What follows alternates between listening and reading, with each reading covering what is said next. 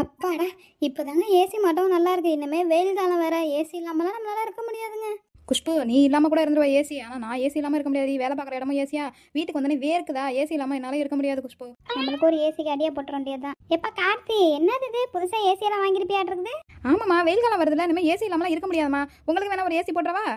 எனக்கு எதுக்குப்பா வயசான காலத்துல ஏசி? நீங்க 2 பேரும் சந்தோஷமா இருந்தா அது போதும்ப்பா எனக்கு. அம்மா பரவாயில்ல, வெயில் காலத்துல நம்ம வீட்டில் இருக்க முடியல. நான் உனக்கு வேணா வாங்கி தரேம்மா, சொன்னா கேளு. அப்படியாப்பா?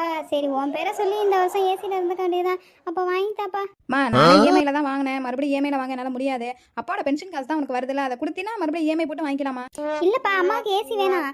அம்மா இப்படியே இருந்து பழகிட்டுல, அப்புறம் ஏசில இருந்தா வியாதி வந்துடும். அது தெரியாதா உனக்கு? அதனால எனக்கு ஏசியெல்லாம் வேணாப்பா. நான் என் ரூம்க்கே போறேன். ஏங்க, நம்மளுக்கா ஏசி போட காசு கேட்டோம்? அவங்களுக்கு தானே ஏசி போட காசு கேட்டோம். ஏன் அவங்க தரமாட்டேன்றாங்க? இதே நம்ம காசுல போட்டு வாங்கி கொடுங்க, நேரம் ஹீன்னு வாங்கியிருப்பாங்க. அவங்க காசுல வாங்கி தரேன்னு சொல்லுவோம் பாருங்க, ஏசியே வேணான்ட்டு ஓட்டாங்க.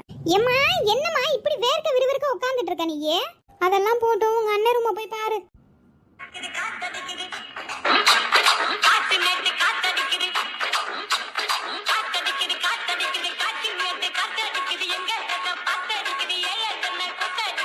எங்க அம்மா அங்க வேர்க்க விறுவிறுத்து உட்காந்துட்டு இருக்கு.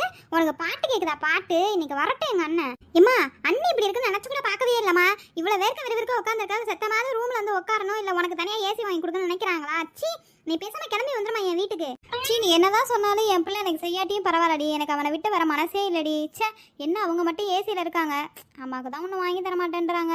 ஆமா, பையன் அப்படியே தலையில தூக்கி வச்சு திங்கு திங்குன்னு ஆடிக்கிட்டே இரு. அவன் உன்னை நல்லா பார்ப்பேன். இப்படியே நீ இருந்துகிட்டே இருமா, கடைசியில் உனக்கு ஒண்ணுமே பண்ண மாட்டாங்க. நீ கடைசியில் என் வீட்டுக்கு தான் வரணும் பாரு. ஒரு ஏசி கூட வாங்கி தராட்டி எப்படிமா? சொன்ன கேளு, வாமா போலாம். சரி, உங்க அண்ணன் வரா, இதெல்லாம் பத்தி எதுவும் பேசிக்காத. வாயை மூட்டு பேசாம இரு. ஏண்டி அம்மா தான் வேர்க்க விறுவிறுக்க உட்கார்ந்து இருக்கலாம், ஏன் அந்த ஃபேனை போட்டா என்ன?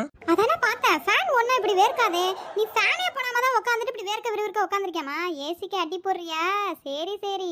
என்ன, உன் ரூம்ல மட்டும் ஏசி வாங்கி மாட்டிருக்கீல்ல, என் அம்மாவுக்கு ஒன்று வாங்கி கொடுத்தாதான் என்ன? காசு இல்லடி, நானே இஎம்ஐல தாண்டி போட்டு வாங்கினேன்.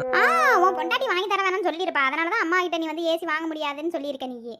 ஏ மெண்டல், நான் வாங்கி தர மாட்டேன்னு சொல்லடி. அம்மா காசு கொடுமா, அப்பா பென்ஷன் காசு நான் வாங்கி தரேன் தானே சொன்னேன். ஓஹோ, அப்ப கூட அப்பா காசுல தான் நீ வாங்கி தருவா? ஏன் அது அம்மாவுக்கு வாங்கி தெரியாது? அப்பா காசுல பெத்த பிள்ளையாச்சே. இதுக்கு தான் நான் உனக்கு அப்பயே நான் சொன்னேன், நீ வா என் வீட்டுக்கு போலாம் அப்படின்ட்டு.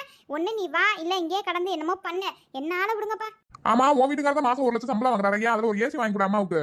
என் வீட்டுக்கு 1 லட்சம் சம்பளம் வாங்குறாரு. அது வீட்டு கடனுக்குமே எங்களுக்குமே சரியா போயிடுது. இந்நேரம் நான் மனசு வச்சுதான் எங்க அம்மாவுக்கு நான் எப்பயும் வாங்கி கொடுத்துருப்பேன். ஒன்ன மாதிரியா நீ தானே கடனுக்கு இஎம்ஐக்கு வாங்கின? இன்னொன்னு வாங்குறதுக்கு உன்னால முடியாதா என்ன? சரி, ஒரு கை காசு 20,000 இருந்தா கூட அம்மாவுக்கு ஒரு ஏசி வாங்கி மாட்டிடலாம். ஏது ஏது இவங்கள்ட்ட பேசி ஒரு ஏசி நம்ம வாங்கிட்டு போலாம் பார்த்தா நம்ம இருந்து காசு கறக்க பாக்குறாங்க.